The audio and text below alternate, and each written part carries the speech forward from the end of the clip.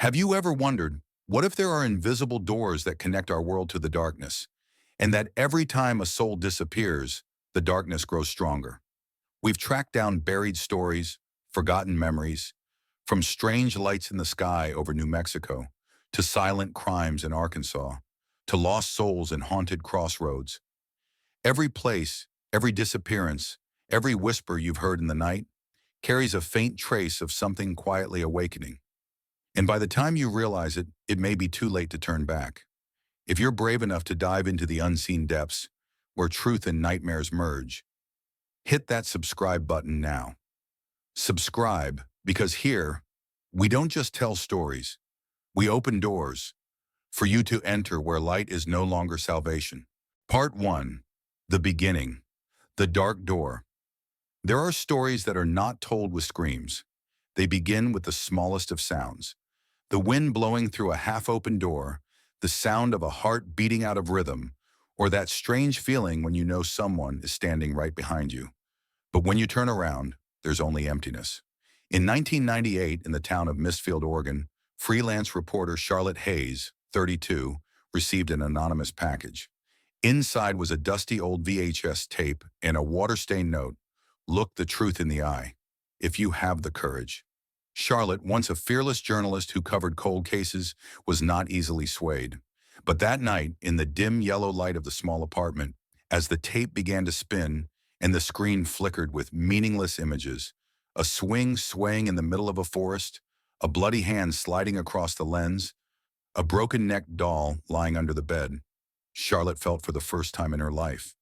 She actually wanted to retreat. There was no background music, no dialogue, just scratching the tape and something dull, heavy, like the breathing of a creature hidden in the clutter, watching, waiting. Then the phone rang. 9 days, the voice on the other end said, broken as if it were coming from the ground.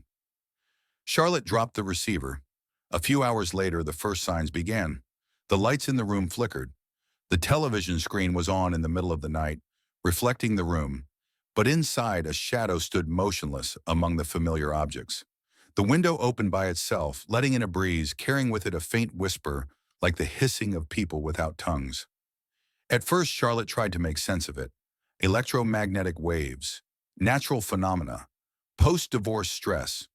But when the family photo hanging on the wall, where she and her little daughter Ivy, 8, had been smiling brightly, suddenly changed color, her face in the photo distorted into a blurry shadow, and Ivy turned her head, staring straight out of the frame. Charlotte knew she had crossed a line from which there was no turning back. She decided to find the source of the tape. Her first clue led her to the Tacoma suburbs, to the abandoned house on Greystone Street, where, according to rumors, a girl named Lila Moore had disappeared in 1977 after she claimed to have met a friend on the screen.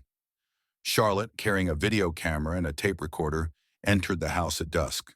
The rotten stairs creaked beneath her feet. On the walls, black charcoal scrawled by the flashlight. Don't look in the mirror. Don't listen to your own voice. If the door opens, don't enter. At the end of the hall, the door to room 17, the room where Lila had lived, was shaking. The rusty hinges made a sound like a gasp. Charlotte reached up and pushed the door open. Inside, there was only an old television set on the floor, the screen covered in dust but glowing dimly. Charlotte stepped closer. A blurry image appeared, a deep well in the middle of a dark forest, surrounded by a series of childish handprints in the mud. The sound of dripping water echoed like a heartbeat at a funeral. And then, that small hand, white and trembling, reached out from within the screen. Charlotte stepped back, but her feet felt glued to the floor. The light bulb overhead exploded. A small figure, long hair covering her face, crawled out of the screen, her movements jerking wildly, her joints making a horrible cracking sound. Charlotte ran. She didn't remember how she escaped. She only remembered that when the door slammed behind her, a high-pitched laugh came from deep inside the house, a sound that didn't belong to any living thing. 3 days later, Ivy began to have strange dreams. In her dreams, she stood in front of a well, watching herself sink into the water, unable to call out. On the edge of the well, another little girl was watching her. Her eyes were empty, her hair was wet, as if she had just crawled out of hell. Every morning when she woke up, Ivy would tell Charlotte with red eyes, "Mommy, she said she was cold and lonely." Charlotte held her child close, trying to hide the shiver that ran down her spine. She knew what she had accidentally opened no longer stuck with her. In the days that followed, Mistfield seemed to be engulfed in a thin but heavy and gloomy fog. People began to report strange phenomena. Phones rang but only heard sighs. Streetlights flickered at 3 a.m. And in random snapshots, strange faces appeared, blurred, screaming in silence. And with each passing day, Charlotte felt the bond between her and Ivy growing thinner. It was as if something was silently pulling Ivy away from this world, little by little, until one night. Charlotte woke up because the room felt too cold, even though the fireplace was still burning. In the dim light, she saw Ivy standing before the mirror, but not looking at me, looked at herself. In the mirror, it wasn't Ivy. It was the girl with the long black hair, the torn white dress, the pale skin that looked like it had been soaked in water for too long, and the reflection in the mirror beckoned. "Ivy!" Charlotte screamed, rushing toward her, but Ivy's face had changed. A twisted smile, not her daughter's, opened like a crack in the dry earth. Charlotte screamed into the night, but her screams were swallowed by the thick darkness, where all sounds were muffled. That was just the beginning. Once you open the door of darkness, it's not easy to close it. Part 2. Ghosts in the Sky. Mysterious incident in New Mexico. There are mysteries that lie dormant in the ground for decades, until someone, out of curiosity, touches them. In the summer of 1947, on a dark morning after a fierce storm, an old cattleman named Malcolm Reyes, who lived alone in a remote area near the town of Carrillo, New Mexico, stepped out into his field to check on his cattle. But he never expected that. Just a few steps behind an old wooden fence, he would discover something the U.S. government had spent decades trying to hide. A pile of debris, shiny, light as aluminum, but unbendable. Some were like skin, cold, reflecting light in an unnatural way. Scattered in the grass were small sticks like balsa wood, which would not break no matter how hard he tried to chop them with an axe. And there was blood, but not human blood. It was black as ink, thick and streaked across the dry grass. Malcolm shakily gathered up a few pieces of the strange material and headed back. But before he could say anything, that evening his entire ranch was engulfed in the bright white light of an unmarked helicopter. They came without knocking. They carried no badges, papers, or reason. Only a cold warning from a man in a gray suit. "What you saw this morning is not for human consumption." After that night, Malcolm never spoke the same way again. He began to hear a buzzing in his head, became disoriented at times, and was startled by shadows that crossed the sky. More than half a century later, Ruthie Navarro, Malcolm's only granddaughter, decided to return to the ranch to clean up and sell the house after his death. Ruthie, a budding documentary filmmaker, had never believed in conspiracy theories until she discovered an old tin box hidden under the hardwood floor in his bedroom. Inside was Malcolm's handwritten diary, blotchy handwriting, ink smudged by tears, torn sections and scribbles depicting creatures with big eyes, no noses and ashen skin.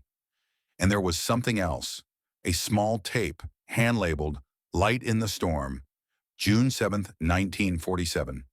Ruthie couldn't resist, curious, doubtful, and partly a strange urge, as if an inner voice were whispering, "Turn it on." She found an old projector in the shed and projected the tape onto the faded wooden wall. At first it was a shaky black and white image, Malcolm standing in the meadow, pointing toward the horizon. Then suddenly the lens panned skyward, where a silvery disc-shaped object was floating, soundless, wingless, and without a motor. The object stopped in midair, and then the tape stuttered. A frame flashed across the screen, a creature about 4 feet tall, with a large head and a small body, curled up beside a pile of charred metal. A skinny hand reached toward the camera, and then the picture went black. There was no end, no explanation, just darkness. That night, Ruthie began to hear tapping on her window. But when she turned on the light, there was only an empty field outside. The next morning, strange footprints appeared in the damp ground. Not human, no toes, just round, symmetrical indentations, leading from the edge of the woods to her windowsill. She kept the tape recorder on all night. When she listened again, Ruthie's ears were almost frozen with fear. Around 3 a.m., amid the chirping of insects, there was a strange sound. Not a voice, but a high-pitched mechanical sound, repeated 3 times. Then there was silence. But in the last few seconds of the recording, a voice whispered, "Don't answer.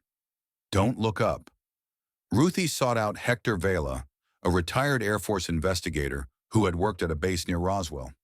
At first, he refused to see her, but when Ruthie showed him a copy of the tape, his eyes glazed over. It wasn't just a crash, it was a harvest. "We didn't find them. They found us." He told her that in 1947, not one but 2 objects had crashed. One in Roswell, the other in the woods north of Carrillo. The second one hadn't been completely destroyed, and something was alive. It wasn't locked up. It was kept in a bunker at the facility codenamed Rift 12. "And now? Is it dead?" Ruthie asked. Hector shook his head, whispering as if he feared someone was listening. "It was never one. We didn't keep it. We just invited it in."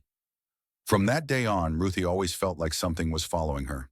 In the video she recorded while editing, many parts were digitally tampered with, unclear reason. There was a frame that appeared for 1/30th of a second, an ashen face with no eyes, no mouth, only the words smeared with blood. "I'm still here." One night she woke up to a whisper in her ear. "You have seen. Now listen." And when she looked out the window, in the middle of the wasteland was a green light hovering, swirling like a reverse storm. It did not illuminate the land. It did not make a sound. But everything around it stopped. Even the wind stopped blowing. Even the clock stopped ticking. Ruthie never made public the documents she found. But in her last appearance before the media, she said only one sentence. "The scariest thing is not that there is someone out there. It is knowing that they are still here, and we have invited them into our home for a long time." Part 3. The Church Door and Silent Sin. Arkansas Family Secrets. In rural Arkansas, when night falls, there are secrets that don't disappear with the sunset. They just quietly take shape, taking up residence in small wooden houses, old Bibles, or deeper still, in the hearts of those who bow their heads to God, but never dare to look the truth in the face. The Willoughby family was a beacon of piety. They lived in Elk Hollow in a red brick house next to the town's only church. Graham Willoughby, a tall man with a deep voice, was the respected pastor. His wife, Martha, stood behind the organ at every service. And their children, 19 of all ages, were known as the Angels of Elk Hollow. On local television, the Willoughbys were a source of pride. They had a little weekly reality show, Blessed and Counted, a story about the simple but loving life under that crowded roof. People loved the way Mr. Graham taught his children about God, family, and perseverance. They admired his ability to raise 19 children while maintaining a gentle smile, a gentle voice, and a look that seemed to know all the faults of others but never judge. But every story has a part that people dare not air, and that part began in the church basement. Evelyn, the fifth of 19, was the first to speak up, but also the first to disappear. At 17, she left home in silence, leaving a black leather notebook hidden behind the church organ. No one found her. No one called the police. Mr. Graham's official story was, Evelyn felt called by God to be a missionary in Africa. But Evelyn's notebook, later found by the church's cleaners, tells a different story. A chilling, haunting, and deeply damaging account of the false light of religion that can hide in the darkness. In the opening pages, Evelyn describes the repentance chamber, a cellar where her father took each of his daughters once a week to wash away their sins in silence. No one else was allowed in, no light, no hymns, just Mr. Graham, and the whisper, "Suffer as Christ suffered, and you will be forgiven." The next page is littered with symbols, whether code or distorted memories. At one point, Evelyn writes, "Every time I went down into the cellar, I had to hide something in my mouth, a piece of wood, a nail, a leather strap, so that I wouldn't make a sound. Because if I did, he would smile, and he would think I was achieving salvation. After Evelyn disappeared, the Willoughbys continued their television show. Not a word about her. The family photo remained on the white brick wall, simply repositioned. But then, in 2015, a young investigative reporter named Harper Vance, working for the Arkansas Free Press, received an anonymous email with the subject line, "God sees through the organ pipes." Attached was a scan of Evelyn's notebook, along with a recording of a woman's tearful voice whispering, "I saw babies who couldn't cry anymore." Harper, then 27, had no idea she was hitting the first layer of a sinking iceberg. She had come to Elk Hollow with the intention of writing an exposé, but just 3 days after she arrived, all her equipment, camera, phone, hard drive, had been sabotaged. She began to feel like she was being watched. At night, the sound of fingernails scratching the door rang out regularly. Once, she found the wooden chair in front of the motel door had been pushed aside. On it, an old Bible, with pages torn in the shape of the letter E. When Harper left town, she wrote a final diary entry. "I can't be sure I have a full memory. There was something about that church that made everything blurry, like the strong belief would eat away at the truth." It wasn't until 2021, when Blessed and Counted was abruptly canceled amid sexual harassment allegations, that the whole thing opened up like an old church door, groaning in the middle of a rainy night. Micah Willoughby, the third son, was now 32 and living in seclusion in Montana, suddenly came out. He did not appear in the press, did not give interviews, only posted a single video on an anonymous YouTube channel called Son of Sins. In the 7-minute video, Micah stared straight into the lens with dead eyes. "People ask me why 19 children have never left their parents. It's simple. Because whoever dares to leave is not allowed to come back, and if they try to come back, they are swallowed through the cellar door." Micah did not elaborate, but just 2 weeks later he was found dead in a motel room. His wrists were cut, but on the wall, in blood, were the words, "There are still 10 down there." Local authorities launched a belated investigation. When they broke into the Willoughby Church, now abandoned, they discovered the cellar did exist. The penitentiary was real. The walls were covered with black Bible verses, and the floor was covered with scratches, fingernails, and last-ditch efforts to signal. But there was nobody. There was only an old camera mounted on the ceiling recording. The memory contained more than 500 hours of video, all encrypted with mysterious software that could only be opened with an unbreakable code. EVE-19 Lite. The FBI got involved, but after a few months the case died down. No one was charged. Graham Willoughby and Martha disappeared from their home, without a trace. The media went silent. No one ever mentioned it again. But people in Elk Hollow still heard the organ playing every Sunday night. In a locked church, the lights were off, and no one lived there. The Willoughby family story is more than a tragedy of dishonesty. It is a testament to something more terrifying than evil. Those who call themselves the light, but spread darkness in silence. And if you pass through Elk Hollow on a moonless night, look for the red brick house next to the church. If you see a faint light through the door, if you hear a lullaby from underground, turn away. Don't knock. Because when that door opens, you won't just hear repentance, you'll feel it, under your skin. Part 4. The Blade in the Dark. Death Memories in Utah. There are shadows that don't need the night to reign. They put on human faces, smiling, charming, friendly, and then in an unguarded moment, the blade in their hands will shake you from your last innocence. Utah, 1974, is where a name slowly creeps into America's nightmares. Lucas Harrow. Lucas, 27, handsome, polite, with a smile that lets people down their guard. An undergraduate law student, a great lover of young girls, and a cold-blooded killer behind black-rimmed glasses. But Utah didn't know that. The town of Crestwood was still immersed in a fragile peace, until the girls started disappearing. The first disappearance was on a March afternoon. Sophie Lane, a freshman psychology major, was last seen helping a man with a brace carry books to his car. The descriptions of him were the same: slightly messy brown hair, sincere eyes, and a smile that made people want to believe.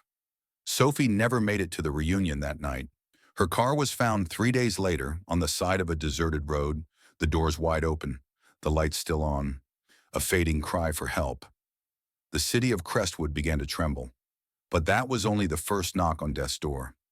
In just 6 months, 7 young women, all with long brown hair, delicate faces, disappeared under similar strange circumstances. The police were baffled. The public was terrified. And in the midst of the panic, a new figure emerged: Lucas Harrow, who volunteered to help with the search, forming volunteer groups, organizing candlelight vigils. No one suspected. No one suspected that the one crying for the lost souls was the one who had taken their lives. The memories of the survivors, later recorded, were eerily similar. They told of the peeling cream-colored Volkswagen Beetle, of the offer of a ride, about the awkward cast that made the good man need help. And then, as they got into the car, it took only a moment, ropes emerged from nowhere, tightening around their wrists, a soft crack of the door lock, a click of the seat adjustment. After that, there was only the breathing of the person sitting next to him, steady, calm, as if this had become a habit. The police only really paid attention to Lucas when a young law student, Jonah Whitmore, decided to follow him, suspicions stemming from small details. Lucas's eyes twinkled too much when he talked about the searches.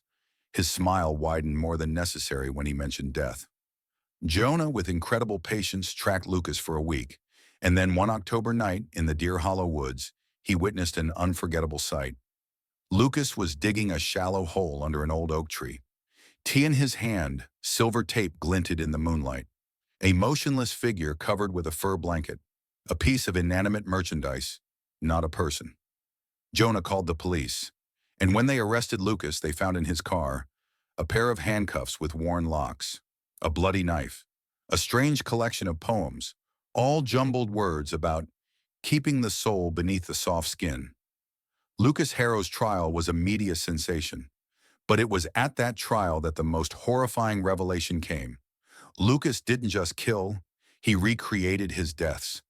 The victims weren't just killed outright. Lucas kept them locked up in abandoned houses, reenacting the chance encounters, forcing them to reenact their fated encounters, one by one, before he killed them. He tried to turn each death into a beautiful story, a complete poem. His illness silenced the courtroom, save for the wind whistling outside the high windows. A curious detail: in his final testimony, Lucas smiled, a slow, sweet smile, and said, "You don't understand. I didn't kill anyone. I just kept them forever, in their best moments." He showed no remorse, no regrets, no tears, only a strange light in his eyes. The cold, glowing light of a man who believed he was doing the right thing. Lucas Harrow was sentenced to death in 1979, but before his execution, he disappeared in an unexplained escape. The cell was found that morning, with only its stone walls left, and on the walls someone had scratched with a fingernail. Secrets don't die, they just change shape. To this day, on college campuses across Utah, rumors are whispered among students. Sometimes a man with a splinted arm can be seen standing by the library, smiling and asking for help. That sometimes in deserted late-night parking lots, a cream-colored beetle appears quietly and then disappears into the mist. These stories, these whispers, they have a name for them: the harrowed smile. A cold reminder that the real darkness isn't under your bed or in the graveyard.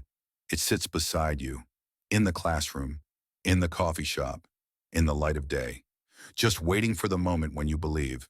And then it will lead you through the final door, where the blade in the dark awaits. Part 5. The Haunted Lights, the mystery around Oxford, Ohio crossroads. There are cracks in this world, places where the line between life and death is so thin that a gentle breeze is enough to send everything sliding to the other side. One of those cracks, lying dormant in the wheat fields of Oxford, Ohio, is a nameless crossroads that harbors strange lights and whispers from the other side of reality. We call it by a simple, memorable name, the Haunted Heart Crossroads. But behind that seemingly innocent name is a story woven from tears, blood, and curses that have never been solved. It all began with a forbidden love, a sweet and innocent love between Clara Mays, the only daughter of a wealthy rancher, and Elliot Kane, a poor boy who makes a living as a mechanic. Clara and Elliot had defied all boundaries to fall in love, but Clara's father, Jonathan Mays, would not forgive him. To him, Elliot was just a country slob who was not worthy of being in his family. And then on a sultry June night, their vows were crushed, in steel and in blood. The story goes like this. Clara and Elliot, in order to meet secretly, devised a simple signal, 3 flashes of their headlights. Elliot would stand at a dark intersection where the dirt road intersected in the shape of a cross. He would flash his lights 3 times, a signal for Clara to quietly leave the house. It was a flimsy, naive plan, but for them, it represented hope.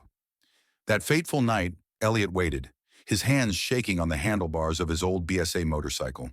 The summer wind carried the scent of ripe barley, of earth, and something hard to identify, something harsh and cold. He flashed the lights 3 times, waited.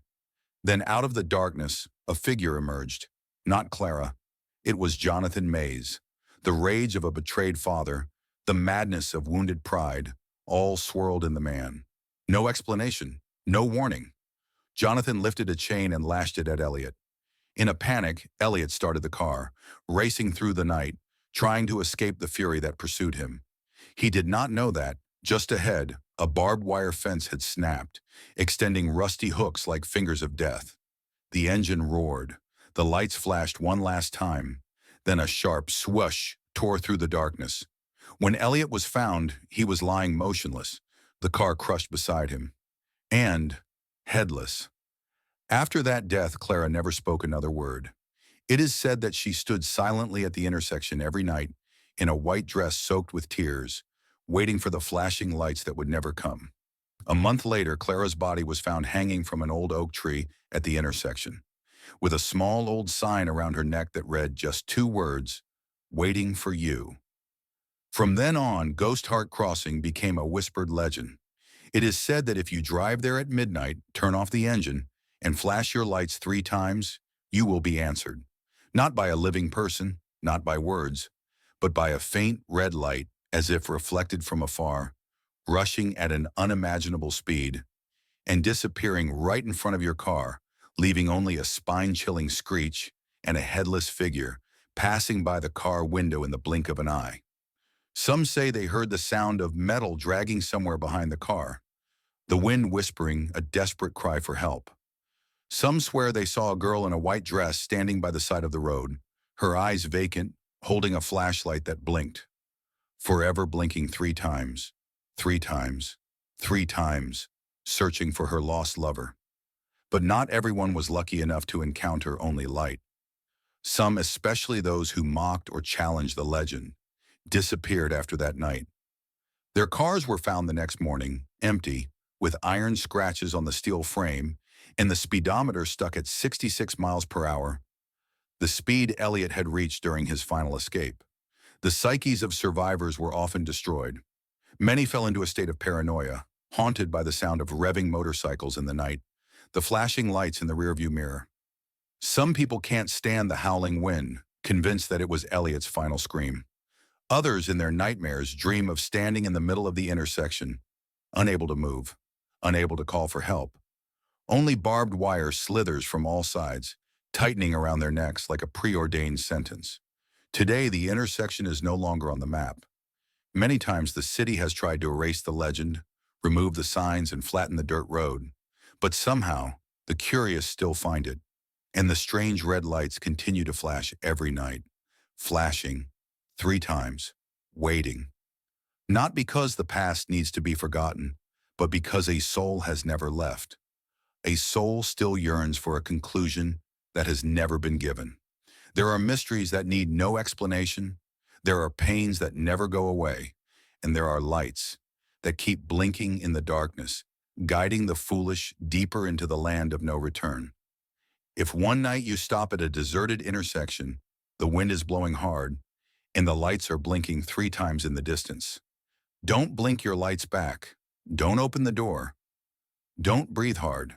Just close your eyes, tight, and pray that the person coming toward you doesn't realize you're waiting too. Part 6. The Wind's Fury. The Tragedy of Greensburg, Kansas. There are times when nature doesn't need a demon to wreak havoc. There are times when the wind itself, invisible, shapeless, eyeless, becomes the most brutal killer. And on the night of May 4th, 2007, in the small town of Greensburg, Kansas, people witnessed such cold slaughter. When the wind was no longer a friend, but a silent butcher. Greensburg, before that night, was just a small dot in the endless sea of barley, a town where everyone knew the name of the neighbor's dog, where the sunset dyed the sky a gentle orange like a good night, where the doors were often left open, like the hearts of the people here, rustic, gentle, but all vanished in an hour. And since then, every time the wind howled through the towns of the American Midwest, the survivors have been awakened by the memory of horror they can never erase. It started very quietly. That afternoon, the sky was a strange, dull blue, like a spreading purple bruise. Adults, farmers, housewives glanced silently at each other as the storm clouds gathered to the southwest. Silent, heavy as the ancient feud of heaven and earth. "It might just rain," someone whispered. "It might just be wind," someone reassured. None of them understood that what was forming in the sky was the most perfect fury that nature had ever concocted for this place. Something that could not be fought. One could only bow one's head and wait. 9:20 p.m. The local weather station sounded a warning, severe tornado warning, but everyone had heard such warnings hundreds of times. Fear, so familiar, had turned to indifference. 9:30 p.m. The first gust of wind blew through the town. Some windows rattled. A few porch chairs fell over, rattling. Some children were playing, screaming in excitement. No one realized that the death signs had appeared. 9:42 p.m. Some people began to hear roars, not the usual wind, but the roar of a giant engine rolling underground. Roaring. A sound both deep and high, both far and close. A sound that survivors would later describe as the sound of hell opening its gates. 9:45 p.m. Within 3 minutes, hell had truly opened. Out of the pitch-black sky, a giant whirlpool appeared, 1.7 miles wide, large enough to swallow an entire town in a single bite. It didn't fly, it crawled, a giant creature made of wind, sand, and the debris of the human world, and it headed straight for Greensburg. It's said that the first gusts of wind were so strong that they ripped roofs off houses, uprooted trees, and hurled cars like empty tin cans. The front door was blown off its hinges, the windows shattered into bullets of glass that shot through the room. A family huddled around a TV, in the briefest of moments between commercials, was blown off the floor, never to be seen again. Shelter. That was the last word that rang in everyone's mind. Shelter. Shelters were built for days like this, but 3 minutes was too little to save a town. 3 minutes to run, 3 minutes to crawl underground, 3 minutes to pray that death wouldn't see them. Not everyone made it. One survivor said that as he rushed down to the basement with his wife and 2 small children, he heard the sound of splintering wood, the sound of screaming metal, and then absolute silence. Not the silence of peace, but the silence of being stripped away. When it was all over, only about 10 minutes later, Greensburg was no longer a town. It was a muddy graveyard of shattered concrete, rubble, and memories ground to dust. 95% of the town was gone. 11 people died that night. 63 others were seriously injured. What remained were the empty eyes of the survivors, who had lost everything: homes, loved ones, even their own memories. But Greensburg lost more than the tangible. They lost the belief that the world was safe. They lost the illusion that horrors only happened elsewhere. Since then, every time the wind howls in the middle of the night, those who remain shiver, not from the cold, but from the memory of the night's roar, the sound without warning, without mercy. Today, Greensburg has been reborn as a green town, a pioneer in sustainable technology, renewable energy. But beneath the modern roofs, beneath the shiny concrete, it is said that the wind can still be heard whistling through the old foundations, whispering names that have been erased from the world, souls that have no place to go, ghosts of a town wiped off the map by the wind's fury. If you ever drive across Kansas on a dark night and you see a small town emerging from the dim light of a gas station, remember one thing: not everything that is rebuilt is whole. There are wounds, invisible but eternal, waiting for you under every brick, every breeze. You may not hear them, but if you are quiet enough, you may feel them. Part 7.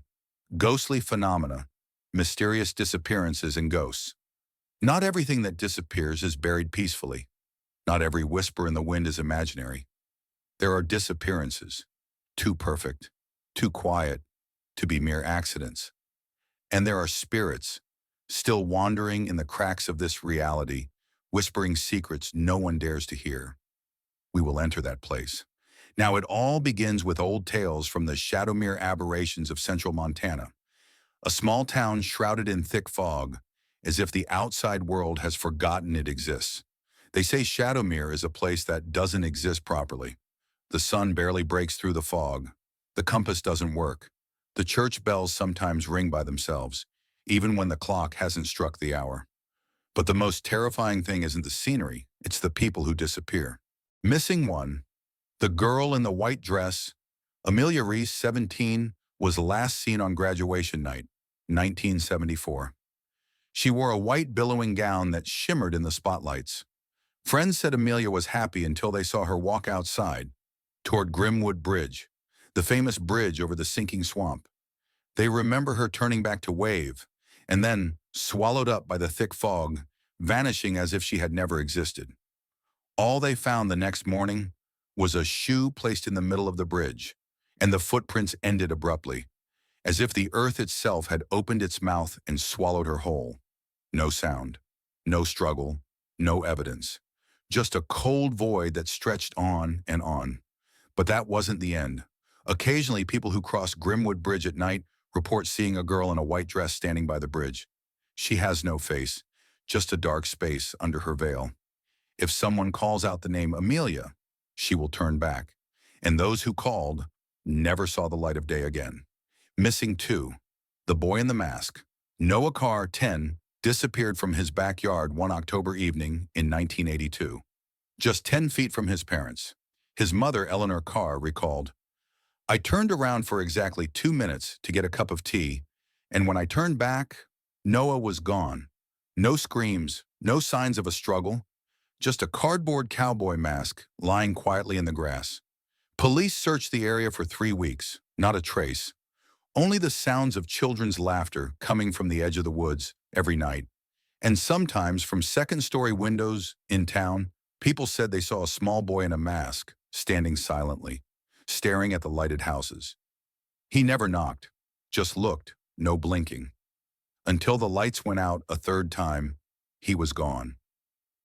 Missing 3. The Faceless Walker. In 1991, Harrison Galt, 42, decided to try the night walk challenge that local teenagers had been daring to take. The rules: walk through Shadowmere Cemetery at midnight. No flashlights. Don't look back, no matter what you hear. Harrison, a stubborn and drunk man, announced to everyone, "It's just bullshit for kids. Let me show you there's nothing." He walked away, never looked back. A few hours later, searchers discovered a series of footprints along the path through the cemetery. Straight, straight, straight. Pause. A pair of shoes. Left. Standing alone, right in the middle of the foggy path. No trace has left. And those who have braved the journey say that if you go deep enough at dawn, you'll hear footsteps walking beside you. But if you turn around and look, you'll never find your way back. Wandering souls. The mystery of Shadowmere extends beyond disappearances. Beginning in 2000, townspeople reported a series of ghostly occurrences. Wet handprints on windows when the fog thickens. Shadows moving in bathroom mirrors, even when the room is empty. whispers whispering behind their ears, often when they're alone. Worst of all, face swapping. Some say that when they look closely at a loved one or friend at dusk, the person's face begins to change, not into a horrible creature, but into the faces of those who have disappeared. A strange smile, a pleading gaze, a blank stare, melting like wax under an invisible fire. And then they disappeared, leaving behind a terrifying emptiness that could not be named. The mystery of the doorless tower. In the heart of Shadowmere, there was an ancient gray stone tower whose origins were unknown. No doors, no windows, only a crack at the top, emitting a faint red light on new moon nights. It was believed that it was the gateway to the place where the lost were kept, and the souls of Shadowmere, unconsciously, were drawn there, suspended between the worlds of the living and the dead. A few brave souls attempted to climb the tower. No one ever returned, only a soft tapping sound, like the sound of human hands tapping on stone from within. Regular, incessant, like the heart of something waiting to be born again. Unanswered questions. Shadowmere was not wiped off the map like Fairview Hollow. It persisted, quietly, forgotten, faintly, like a smudge on the map of Montana. Occasionally, a group of curious young men would come into town, laughing and challenging the legends. Some returned. Some, number they left only a trembling whisper. Don't name what you don't understand, because maybe it's listening. Part 8, The Abysmal Crimes, Cruel and Emotionally Fiery Acts. When a crime becomes more than an act, it becomes a fire, consuming all that remains of humanity. That's where we're about to enter, where the last line between man and something else has been erased. In the winter of 1979 in Fairview Hollow, a small town deep in the Montana woods, strange things happened one after another. It started with the disappearances. No trace, no screams, no struggles, just gone. As if someone or something had gently taken them from this world. The first victim, Mila Renner, 21. She left the coffee shop where she worked at 9:30 p.m. one night. Her boyfriend, Evan, said she called on the way home and said, "There's a stranger following me, but I'm sure he's fine. I'm just nervous." That was the last time anyone heard her voice. 3 days later, Mila's body was found in an abandoned cabin on the edge of the woods. The scene was horrifying. There was not a drop of blood on her body. Her chest was hollowed out, as if a pair of bare hands had crushed her ribs and ripped out her heart.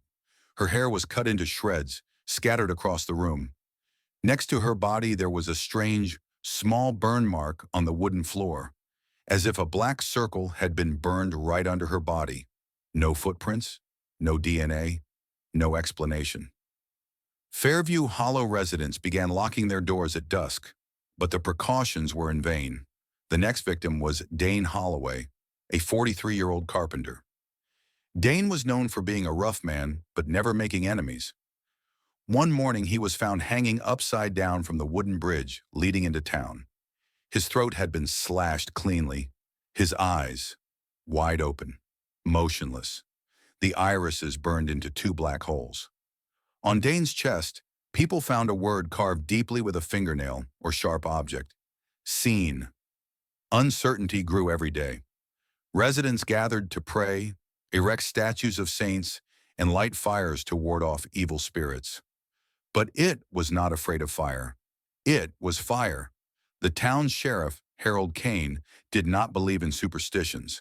He decided to set up a patrol, armed men who would take turns guarding the woods every night. That night, Harold and 2 others, Sam Bridger and Nick Fallon, went into the woods, deep into the cabin where Mila had been found. They never returned. The next morning, all they found were 2 rusted, twisted guns and a giant burn mark in the shape of a man burned on the ground. Nobody, only a wooden sign hung from a tree branch, written in blood: selected. Fear spread through Fairview Hollow like an epidemic. Children cried out in the middle of the night, saying they saw a burning man standing right outside their windows. Dogs howled, then fell silent, their eyes frozen as if they had seen something too horrible to describe. The streetlights flickered on and off, though the electrical system was still working. No one dared to go out after 9 o'clock at night. No one dared to speak its name. They called it by shaky names: the Burning Man, the Heart Hunter, the Nightmare of Fairview. But then Marianne Sloan, a 66-year-old widow with a reputation for being tough, decided she would not let the town be consumed by fear. She formed the vigil team, volunteers who walked the woods each night, crosses and oil lamps in hand, chanting continuously. The first night they disappeared, 13 of them, vanished as if they had never existed. In the woods, only 13 small, smoldering fires remained, exactly where each person had stood. No ash, no bodies, just red circles burned into the ground, still smoldering like empty eyes. It was more than a creature. It was a ritual, a hunger, a thirst, of something long dormant beneath the forest floor, now awakening, demanding blood, demanding heart, demanding life. Every night red rain poured down on Fairview Hollow, drops as thick as blood. Lamps burned out of control, catching fire before exploding. People tried to leave, but every road was blocked by half-burned bridges, burning forests, impenetrable walls of fog. They were trapped in a city that was dying from within. In January 1980, a rescue team from a neighboring city was sent to Fairview Hollow. What they found, or didn't find, silenced them forever. There was no town, only a black ash field stretching as far as the eye could see. No houses, no cars, no trace of living or dead. There was only one great stone pillar, standing tall in the ashes. Engraved on it, in burned letters, "We were lit, and we were gone." Fairview Hollow disappeared from every map. No one spoke of it anymore. No one wanted to remember. But those who strayed into the area, or those who were too curious, sometimes told they heard the sound of a heart pounding under the ground. And on nights of thick fog, they saw a burning figure looming in the ashes, waiting, calling, inviting, waiting for someone to open the door of ashes once more. Part 9. The Last Warning. The Awakening of the Soul and the Darkness. The story had gone so far that the mysteries were no longer small cracks in the surface of still water. They had split into deep fissures where the light could not penetrate, where the darkness knew how to laugh, how to breathe, and how to call your name. The city that had once been filled with laughter was now as silent as a graveyard. The last house with the lights on was where the remaining group gathered. The witnesses who could not turn away from the truth. The ones who not only saw, but also felt the silent shift of the invisible. Kane, the leader, sat by the window, eyes wide open, staring into the darkness beyond. He did not know how he was still alive, when the others had dissolved into dust in the cold wind. There was no scream, no blood, just a sudden disappearance, as if their existence had never been engraved into the universe. "They're getting closer," Kane whispered, his voice trembling like dry leaves before a storm. "We don't have much time." Outside, the wind began to pick up, but not an ordinary wind. It carries a soft, whispering sound, like thousands of voices calling at once from a faraway place. When you listen closely, each sound seems to be calling your name, as if every piece of your memory were being ripped away from you. Lily, the youngest girl in the group, clutched the wooden amulet hanging around her neck. The strings of the amulet trembled, even though there was no wind in the room. "Did you hear that?" she whispered, her face pale. "They called me." Before Kane could react, Lily had reached the door. "No!" Kane screamed, but his hand touched only cold air, because Lily was gone. No scream, no trace. Only the wooden amulet fell to the floor, clacking in the eerie silence. The wall outside the hallway began to bleed. Drops of thick black blood ran along the invisible cracks, forming squiggly letters. "We have awakened." One by one, the survivors felt their bodies growing heavier. Not the weight, but something that was clinging to them from within. They heard a faint laugh. At first it was just the wind. Then it became more distinct, a wet, disgusting laugh that echoed in the cracks in the walls, in the air ducts, in the beating of their hearts. Kane gripped the gun in his hand. But how to shoot at something that had no form, How to fight an enemy that had no body, that didn't need to touch you to kill you. Suddenly, every door in the house opened at once. A cold wind blew in, carrying with it a horrible smell, like a corpse soaked in water for a long time, like the rotting fear in a person's heart. From outside the window, a line of people approached slowly. But they weren't really walking. Their feet didn't move. They slid across the ground, indistinct figures, mouthless, eyeless faces, just gaping black holes.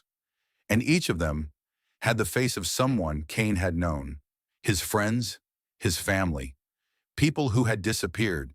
They came forward, their rotting hands reaching out to him. "Join us," a voice whispered right next to his ear, though there was clearly no one there. Cain didn't remember how he ran. He only knew that, step by step, the house was crumbling behind him, as if memories were being swallowed, erased from the world.